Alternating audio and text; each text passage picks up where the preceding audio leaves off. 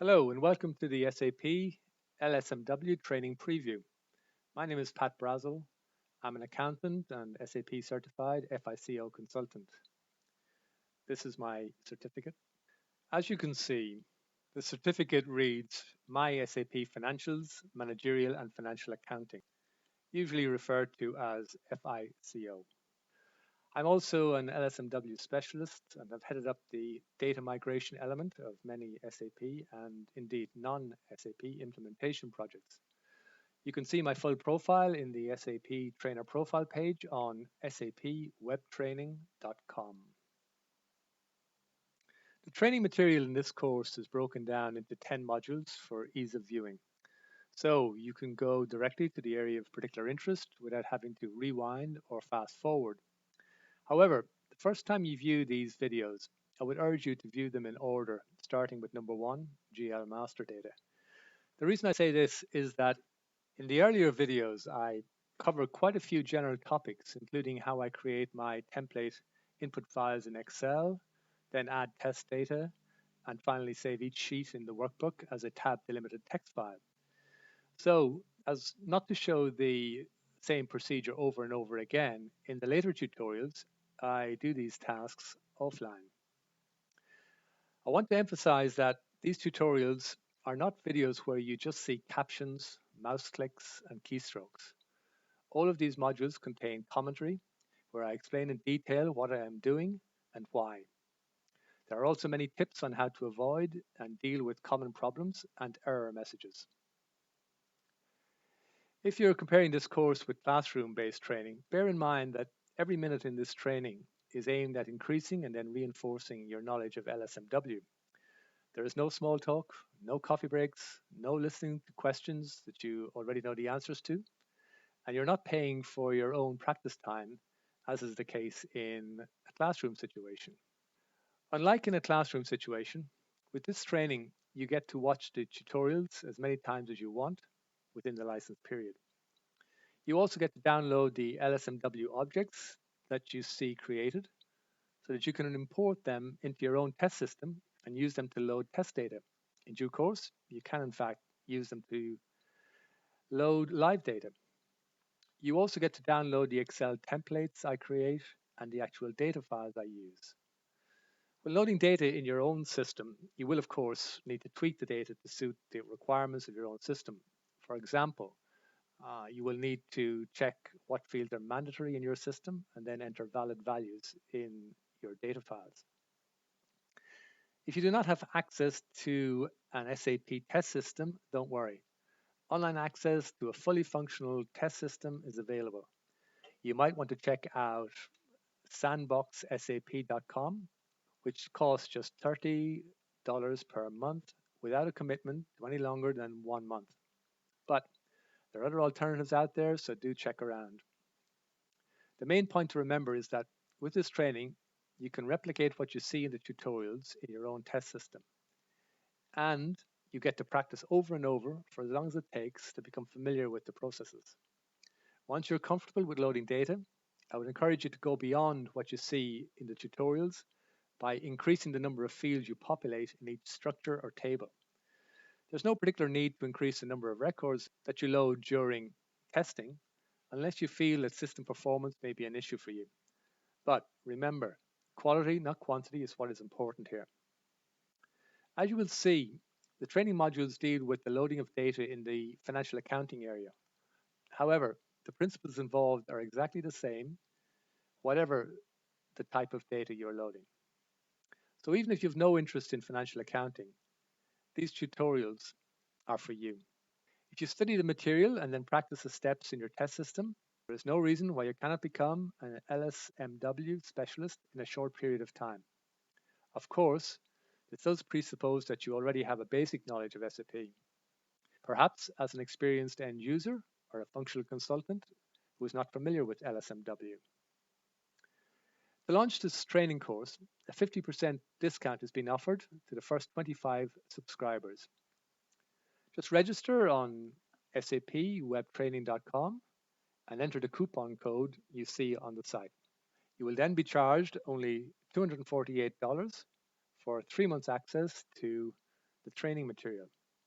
If at any stage in the future, after the initial subscription period has expired, you need to refresh your knowledge of LSMW, you can review the training material for 1 month at a time at a discount of just over 76% of the full price.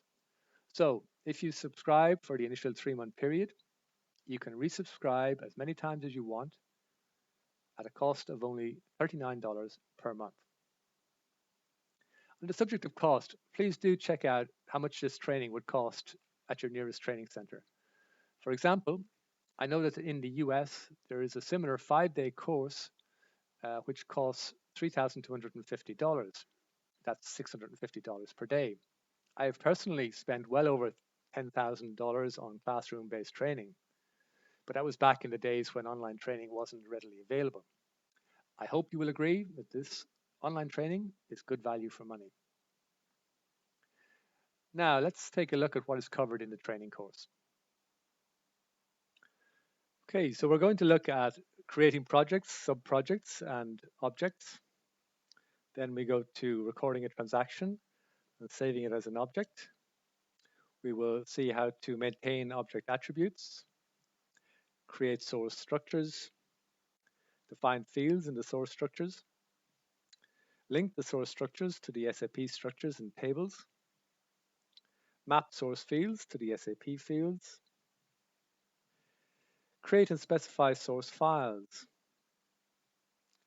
link source files to source structures, read in the data files, display the data we've just read in, convert the source data by running the conversion program, display that converted data, and then if we're using direct input, we run the direct input program, or if we are using batch input, we create and run the batch input sessions. Now, as mentioned, the course is divided into 10 modules. First one is GL accounts, chart of accounts and company code segments. So this is GL master data, GL balances and open items. We create vendor accounts. We create vendor open items. We then create customer accounts, customer open items. Then we create fixed assets. So we create the fixed asset master. We add opening values at the start of the current fiscal year, and we add transactions during the current fiscal year.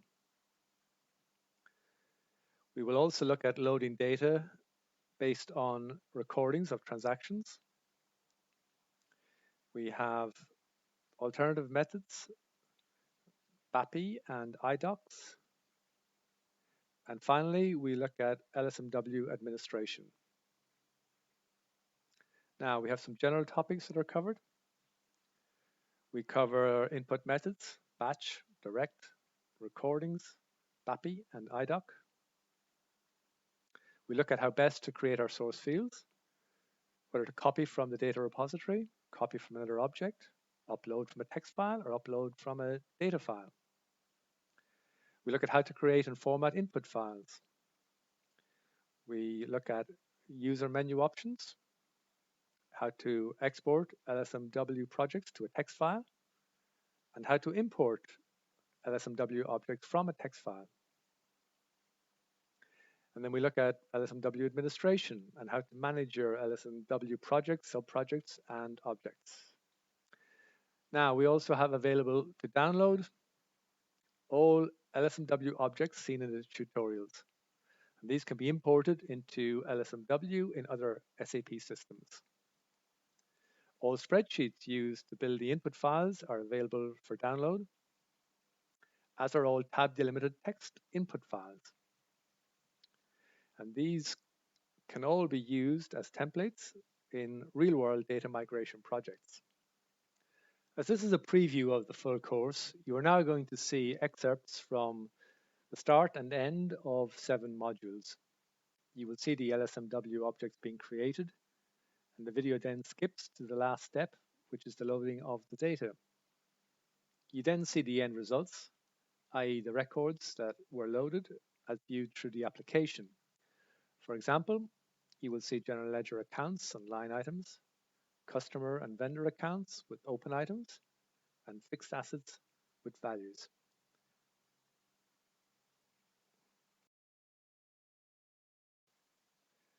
Now, as you can see, we're in transaction LSMW, and this is the initial screen. We're now going to create our project, our sub-project, and our first object, which is going to be a GL master. I've just entered LSMW tutorial. I go to create this entry. And you give it a description. So I'm just going to tutorial. You can give it something meaningful if you want. Now it prompts you to create a sub-project within the main project, and I'm just going to call that financials, and give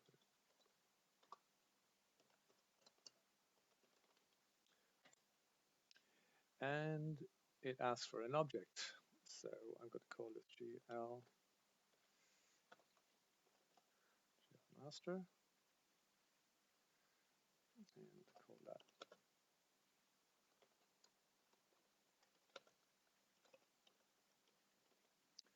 And hit return. Okay, so now it's created our project, sub-project, and object. We go to continue, F8. Now we get our list of tasks that we need to complete. The first one is to maintain the object attributes.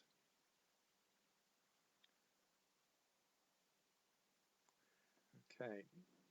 Now, as you can see, when you enter this screen initially, everything is grayed out. Again, it's one of the quirks in SAP. You'd probably expect it to be ready for input, but it's not. So you click on this here. Okay, now you get to enter the attributes for the object. We're going to use standard batch or direct input for this one. So you just click on here and look for an object that suits the task. Now, as it happens, what we're looking for is very high up here on the list. It's object 0010, which is GL account master record. Select that. You can double click or click return. And now you need to pick a method. And for this one, we have two methods. One is a hierarchy structure, the other is a flat structure. Flat structure means that all of the data is in one very wide table. I prefer the hierarchy structure because it segments the data into, for instance, header, chart of account segment, and company code segment. The reason I recommend doing this is that it reduces the amount of data, the number of fields in any given file that you're going to upload, and it makes it easier to isolate problems when you're troubleshooting later on as you're loading data and you encounter problems, which I'm afraid you do quite often in LSMW. But I'm going to show you how to handle those errors later on. So we pick on this one here. Okay, so now we've created the basics of our object attributes. So now we've configured LSMW to load general ledger master data, and this is where we create the batch to do that job. Up here we have the default path for the converted file with our input data. This relates to earlier releases. We don't have to worry about that. This relates to a file that doesn't have a BGR00 structure, but we already have one. If we didn't have one, we'd have to enter some data at this stage when we execute this program. And here we can bypass the batch input and just go direct, but I don't suggest we do that because it's safer to use batch input. And here, check file only. So if we run that, it'll tell us if we have any errors. Okay, so it's just saying for this file, the character for the empty field is /. We know that already. And this is the session name, which is our object name. And no terminations have been found, which means basically no errors have been found. So that's okay.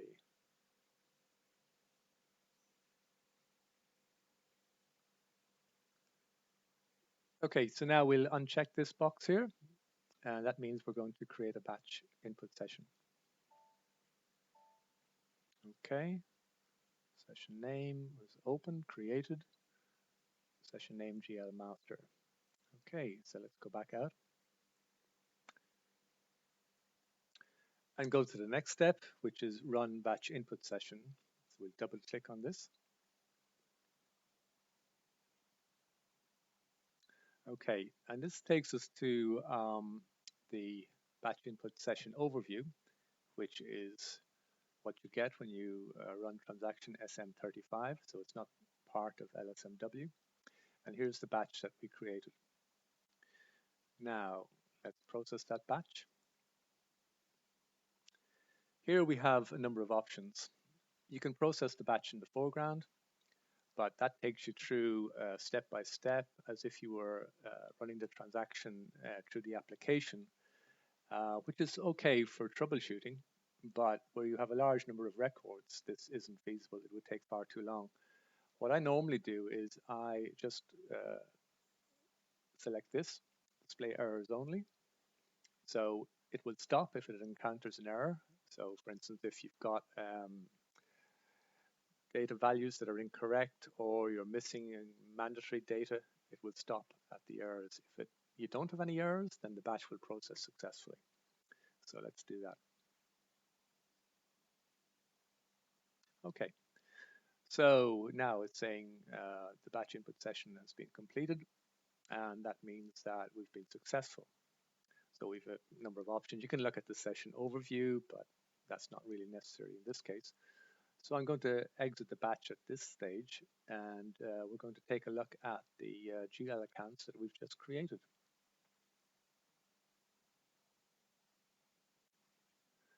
Okay, so we're at the easy access menu. So let's go to transaction FS00. So here you can see it has defaulted to the last GL account that we created, which is the sample profit and loss account. If you remember, these are the accounts that we created, and this is the last one here. Okay, this is our data input file for the BSK00 segment with the account numbers. So I don't want to edit this, I'll just go to display. Okay, and here's the information we entered. This is the group, this is the description for the group. The actual code was SAKO. These are the short and long text that we entered. If this is the group account number we entered, you can go back and look at this for yourselves. Currency and so on. We selected line item display for this one. Let's look at one of the balance sheet accounts. We had 108, 109, 110, and 111. So let's look at 144111. Okay, and if you remember, this was a balance sheet account with open item management. And here we have open item management selected and line item display. Going to the description. Again, group account here, and the short and long text that we entered. So that's it for General Ledger Master. We've successfully created General Ledger accounts using LSMW. In the next tutorial, you'll see how to load General Ledger balances and open items, and we'll be using the GL accounts that we've just created in this tutorial. Now in this tutorial, we're going to load GL balances and open items. So we're in this project, this sub-project, and let's create a new object. So we call this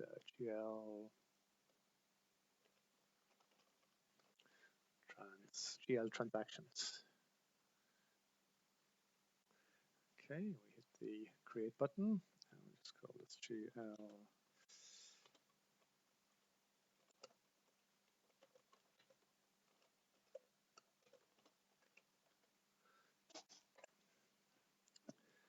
Okay, and we continue from there. And we maintain the object attributes just in here.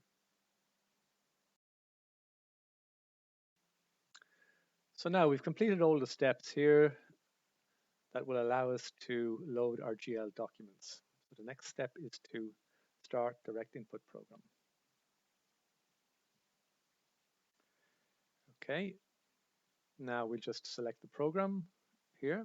There is a transaction, but it's quite tricky to use. This is easier. Okay, so here we've got the path to the file with our converted data. And we have some options here. This one allows us to check before actually posting. This is for structures from old releases, not applicable here, nor is this. Now here we have a few options. Now in actual fact, we can turn this into a batch input session if we select B here. This is one of the quirks within LSMW. As we saw earlier, our default is direct input, but we have the option to change here. But we're going to just select direct input to show how this works.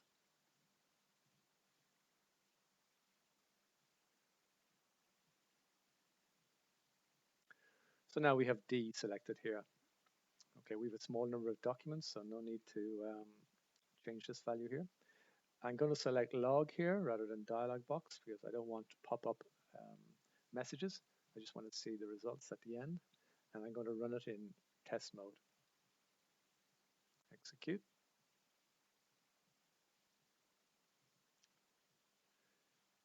Okay, so this is looking okay. It just tells us what the empty field symbol is here. And no terminations were found. So that's good. That looks like it's going to work. So go back out. So we'll uncheck this box here and execute again. Okay, and this message indicates that everything was successful. So let's go back. Go back out again. So now let's have a look at the two documents that we created. Go back to the main menu. Okay, we look at document display here. Okay, this is the last document created. Just the second of our two. Okay, and here we see we have debited 144,108 with 10,000 GBP, and we have credited our balance sheet account that we created with 10,000. Okay, go to the header. See some more information. This is the header text that we entered. This is the reference document that we entered. Document date, posting date. This is the session, which is our object in LSMW. And the currency was GBP, and our local currency is US dollars. So that looks okay.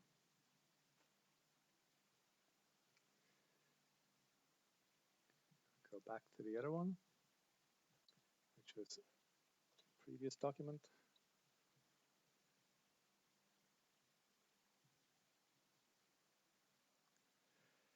And here we see the posting to our sample P&L account, 10,000 US dollars, and the other side of the entry to the contra account for GL loading. It's the cost center we entered, the reference we gave it, company code,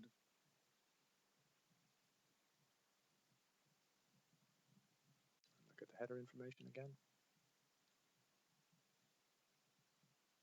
Okay, header text and some additional information. Okay, so our two documents were posted successfully. So that's it for this tutorial on loading general ledger documents using LSMW. In the next tutorial, we'll be looking at accounts payable master data, and we'll be creating vendors using LSMW. In this tutorial, we're going to create vendor accounts. So we need to create a new object, and let's call it AP for accounts payable, AP master. Okay, and we need to create that entry, give it a description. So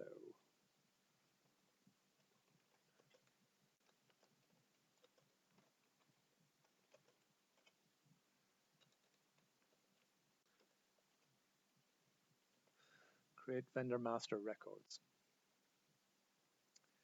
Okay, and then we go to continue, F8. And here we're going to maintain the object attributes. Now we've configured all the steps necessary to create vendor master data with LSMW. So the next step is to create the batch input session. We do that here. Okay, this is our file containing the converted data.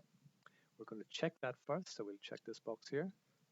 I don't want to see dialog boxes, I just want to see the results in log format. And I'm going to execute here. Okay, that's our file. That's our special character for empty fields. And no terminations have been found, which is good. And now let's go back out, uncheck this box, and execute again. Okay, so a session has been created called AP Master, which is the name of our LSMW object. Let's go back out again, and one more time. And let's run that batch input session. So we're being taken to transaction SM35. This is our session. I'm going to process that. As before, I'm only going to ask it to display errors if there are any.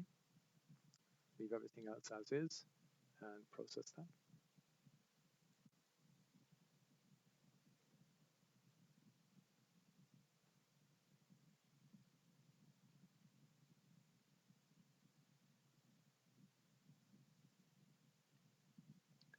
And okay, so the processing is completed, and that normally means that everything has been successful. No errors were displayed, which is good. You can look at the session overview if you want, but I'm just going to exit here. Now at this stage, I want to take a look at the vendors that we've just created. So I go to transaction FK03. Okay, and it defaults to the last vendor created, which was vendor B from our file. These are all checked, so I just look at all of that.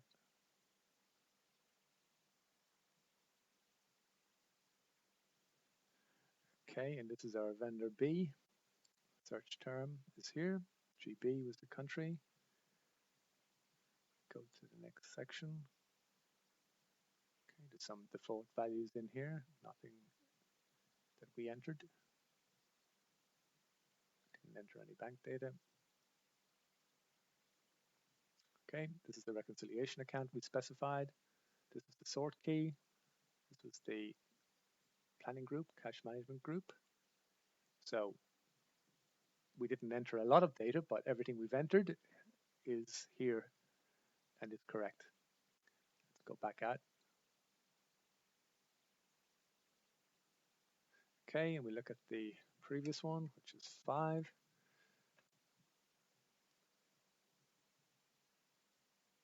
And that was vendor A. Again, just go through the sections here.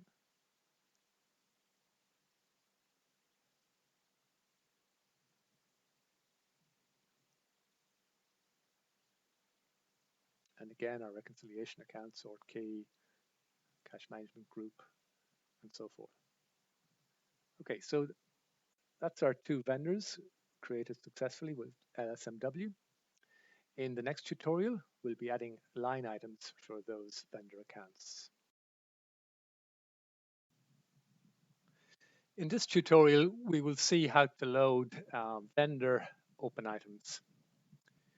So first we need to create an object for loading those vendor open items. So let's just call it AP underscore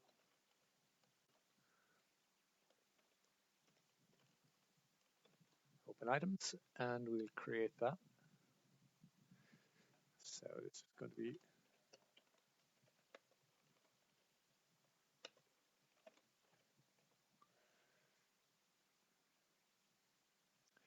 okay, and we continue from there. And then we need to maintain our object attributes. Go to change mode, and we have to select our object. Now, in fact, for this object, we're going to use the same as we used for general ledger documents. So we're going to use 0100, which is financial documents. And I'll show you later how we differentiate these from general ledger documents or indeed accounts receivable documents. We take the standard method here, and that defaults into D for direct input, and then we save and go back out to the next step. So now we've completed all the steps necessary to load our vendor open items using LSMW. So let's go to the last step here, which is Start Direct Input Program. Double click. Okay, we take the program here. Okay, now we will check the file first. Again, I just want to look at the log. And here, as before, we have an option to create a batch input session if we wanted to. But I'm just going to leave it at D. Okay, so let's run that. Okay, so it has checked this file here.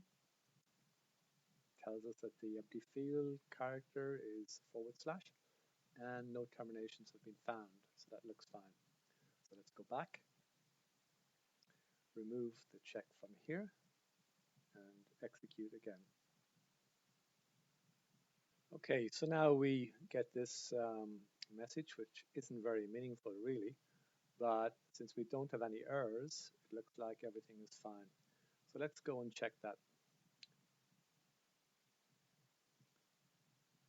Okay, I'm in accounting, financial accounting, accounts payable. I'm going to go to account, I'm going to go to display line items, and this is the last vendor that we created, so let's run that. Okay, and as you can see, we have 2 line items, which is what I would expect. We have an invoice for $8,000 and a credit note for $4,000. So let's take a look at one of those line items.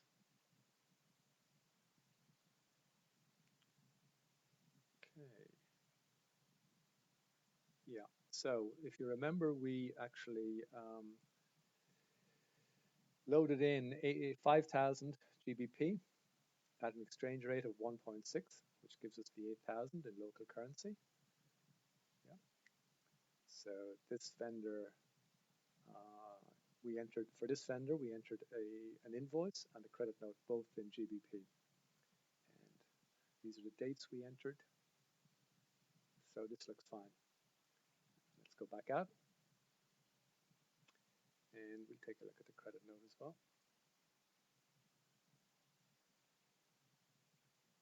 Yep, 2,500 sterling, giving 4,000 US dollars. We look at some header information. Okay, this is the session name that posted it, which is our object name in LSMW. This is the transaction code we used. And this is the reference number. This is the text that I entered. This is the document type. So that looks fine. If we go back one more step here, and let's look at the other vendor, which is 100345, and run that. I would expect to see 2 documents here also. Okay. Yeah, and this time we have an invoice for $10,000 and a credit note for $5,000. The invoice being a credit entry. we look at the invoice, okay, and our currency is US dollars, as entered, and we can look at the document header here again. Again, invoice, document type KR, header text. This is the number I entered here. Transaction code, special name, looks fine. Look at the document overview for this one. Okay, and these are our debits and credits. So this is the vendor, we call him vendor A, and this is the GL account, contra for accounts payable loading. So it's an invoice, so we credited the vendor and we debited the contra account. And the posting key for GL for debits 40, and for vendors 31 for invoices. Again, this is the information that we entered, so everything looks fine. So let's go back out again. Okay, so that's it for loading vendor open items using LSMW. In the next tutorial, we'll be creating customer master data. So we'll create some customers using LSMW. In this next tutorial, we're going to create customer accounts using LSMW. So first, let's create an object. And we'll call it AR for accounts receivable master. Okay, and we go to create the entry. And we just call this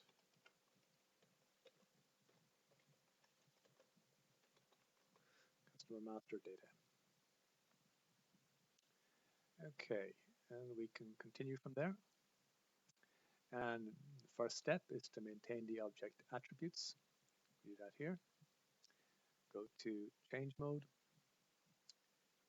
Select the object we want to use. So if we scroll down through here, well, we don't have to scroll actually. We go to this one here, 0050, customer master. Select that. Select the method. Okay. This is the standard one here, first one. Okay. And it has defaulted in batch input. That's fine. Now we need to save that. And go back out to LSMW. So now we've configured LSMW to load accounts receivable master data. So the next step is to create the batch input session to do that. So let's go in here. Okay, and we're going to do check file first. And I want to look at the log and execute. This is the file containing the converted data. Okay, so it's checked that file. Again, it's telling us the symbol for the empty field, and no terminations have been found, which is good. So we go back out again, uncheck this, and create the batch. Okay, so AR underscore master opened and created. Let's go to the next step and run batch input session. Transaction SM35, as you see here. This is the batch. Go to process. Again, I want to run it with display errors only. Process. Okay, so the processing is completed. Again, we can look at the session overview if we want, but I'm not going to in this case. So I'm just going to exit out here, and we're going to go and take a look at the customers that we created. So let's go to accounting, financial accounting, accounts receivable,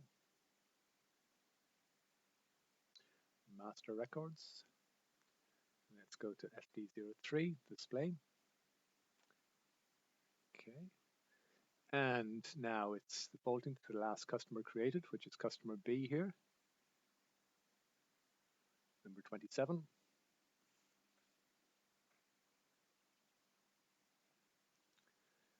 Okay, so here's the name, customer B, the search term, 2 Backstreet, London, GB. Some more data here, some default values here. Let's look at company code data. Here's our reconciliation account, payment transactions, terms of payment here, payment method, number 9. Okay, that one looks okay. Let's look at number 26, which should be customer A. So here we see the company code data. We have terms of payment and payment methods. Now let's go to general data. Okay, customer A,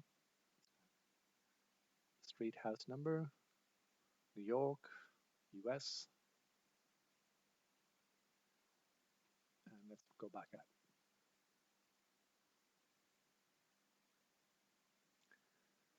So that completes our tutorial on loading customer accounts. In the next tutorial, we'll be loading customer open items. So we'll be creating invoices and credit notes. In this tutorial, we're going to create accounts receivable open items. So we'll be creating customer invoices and customer credit notes. Now, you may remember that when we created general ledger open items and balances and accounts receivable open items, we used object number 0100, which is called financial documents. Now, we're going to use that same object again for accounts receivable open items, but instead of creating an object here and going through all of the various steps, what we're going to do is copy the object that we use to create vendor open items. So in this screen here, we go to the menu bar and press Go to, Administration. Now we're taken to the LSMW administration screen where we have all these projects down the left-hand side. So we scroll down and we find our project, which is called LSMW tutorial. We expand on that. We go to our sub-project called financials. And here are the objects that we created earlier. Now we're going to copy vendor open items. So that's this object here. So we place the cursor on here and we go to copy. Now we're asked where we're copying it to. So we can copy it to another project if we want, but we're not going to do that. So we're going to copy it to this project and this sub-project, but we're going to give it another name. Now, if you remember when we were converting the data for accounts payable open items, we had a problem with the length of the field path. It was too long. And that's because it includes this object name, and we were, from memory, I think about 3 characters too long. So instead of having to adjust the path later, we're going to change the name here and make it accounts receivable, AR, OI. Okay, so we're copying it to this object here. So we're actually creating this object in this step.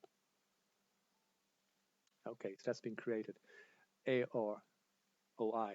However, as you can see, it has brought the name from the object that was copied. Now we don't want that. So we place the cursor here and we go to change or edit entry. Okay, and now we get to call this customer open items. And we continue. Okay, now we have the description, customer open items. Now we can go back out here and go back to our LSMW initial screen and enter this object number and proceed from there. The alternative is just to place the cursor on here, not on the description, but on the object name, and go to Edit Entry.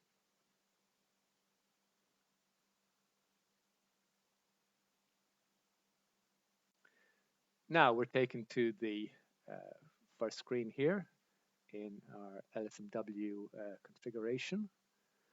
And the first one is to maintain object attributes. But of course, we don't have to carry out this step because we've already copied from an existing object. However, we're going to take a look at what has been copied.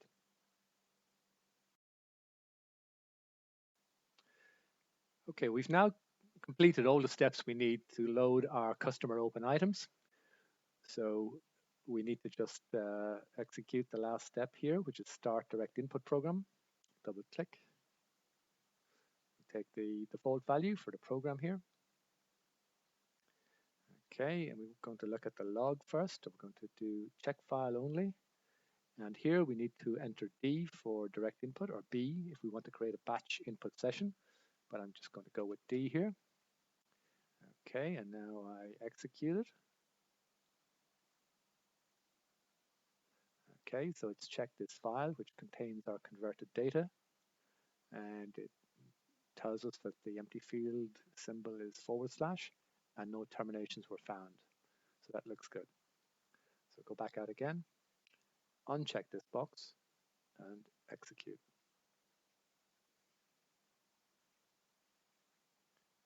Okay, so it's giving us just this simple message here, which indicates that no errors were found. The next thing we need to do is to go and look at the two customer accounts and view the documents that we've just created. So just go back out here first. Okay, now I've opened another session, so let's just go to that. Okay, and this is the path: accounting, financial accounting, accounts receivable, the account, and this transaction here, display or change line items. Okay, and our account is 26, that's the first one. And we're just going to display open items.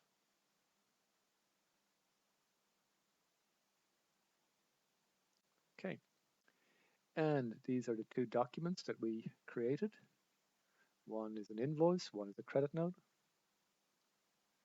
Okay, let's just look at this one here.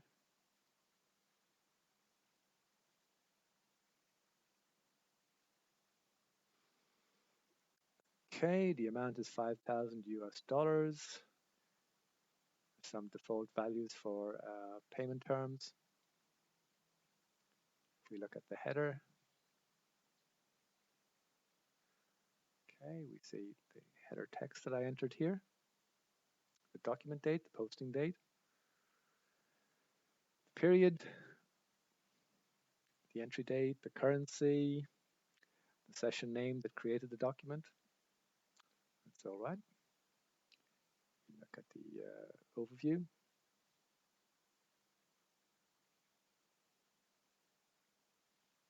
Okay. So this is a credit note. We've credited customer A, and we've debited the contra account for data loading. So that looks good. If we want to look at the other one, just very briefly.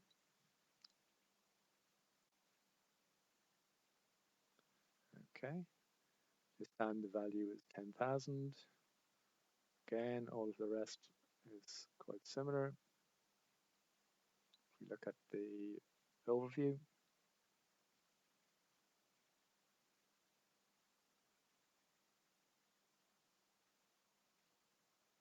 okay, this time we see it's an invoice, posting key 01. We've debited customer A with 10,000 US, and we've credited our contra account with 10,000. So that looks fine.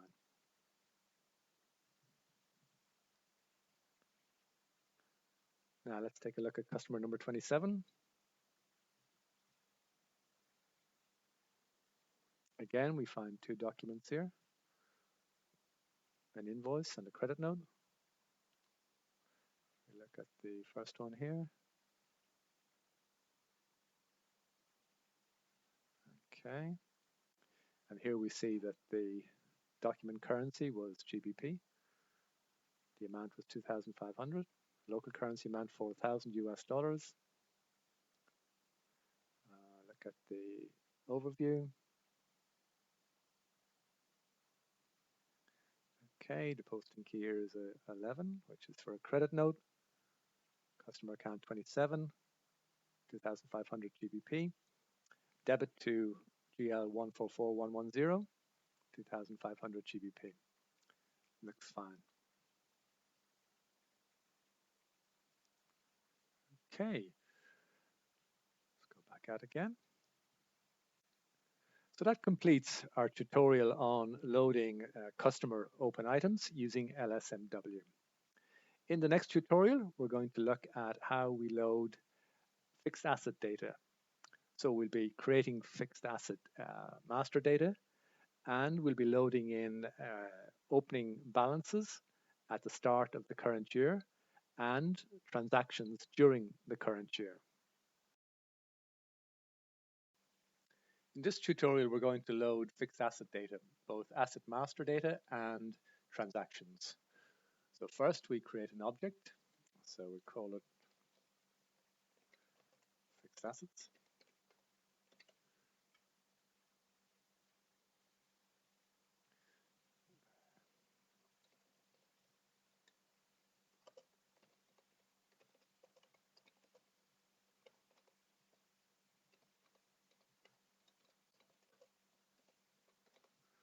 Give it a name. Okay, and continue from there. Okay, and now we need to maintain the object attributes.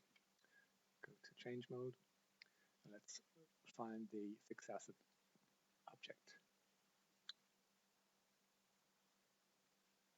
Okay, so here it is here, 0160 fixed assets. And we go to here for a method. There are two methods, batch input and direct input. I would recommend batch input. Direct input is more tricky. It is faster to load, but there are more things to go wrong there.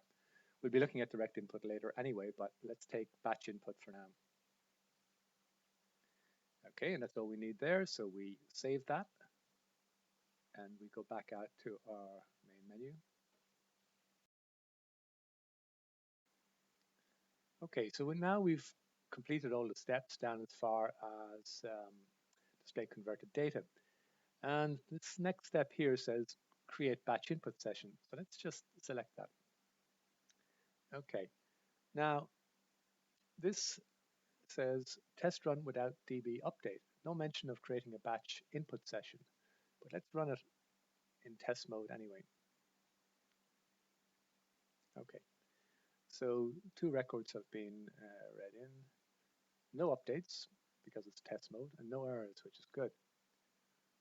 So now let's uncheck this and execute. Now, if you notice, it didn't create a batch input session. It has updated directly. So one of the quirks about this particular object in LSMW, although it says batch input and it says create a batch input session, and then the next step is to run that session, it actually doesn't create the batch input session at all. It updates directly. But that's okay. So long as there are no errors and we have two updates here, that's fine. So now let's go and have a look at the two assets that we've just created. Let's go back out here first. Now I have another session running, so I'll just go to that now. Okay, and I go to transaction AS93 display.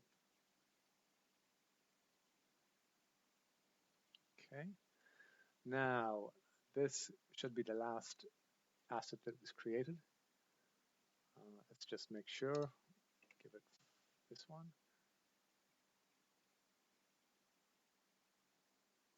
Okay, it's telling me 10054 doesn't exist.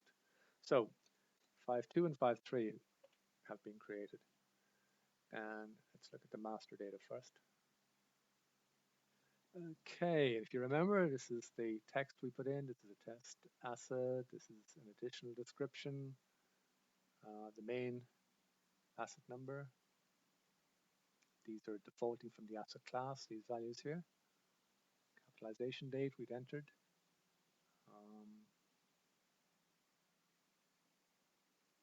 This is the cost center, the responsible cost center that we entered. Okay, we didn't enter any information for these tabs here.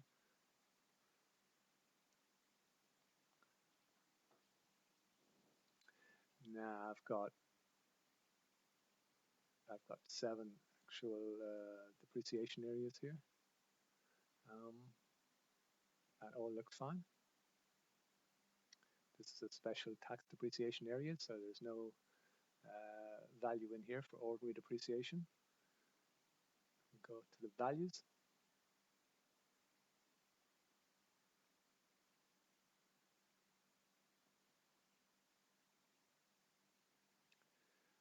Okay. Now, if you're not familiar with Asset Explorer or Asset Accounting, bear with me. I'll just show you some of the values here. Okay. So this is the acquisition production cost at the start of the year, 1.2 million, which is what we entered. And then we entered 2 transactions during the year, if you remember, for this asset, the first asset. Yeah, a total of 300,000, which appears in here. Then if we look at posted values,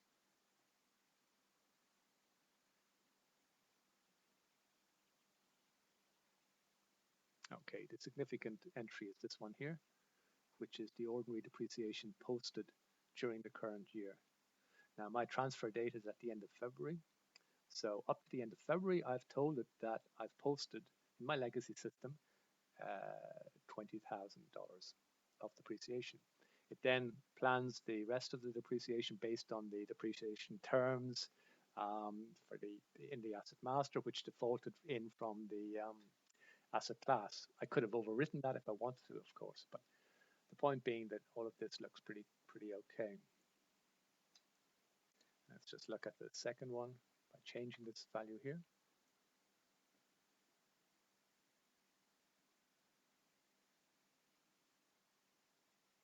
Okay.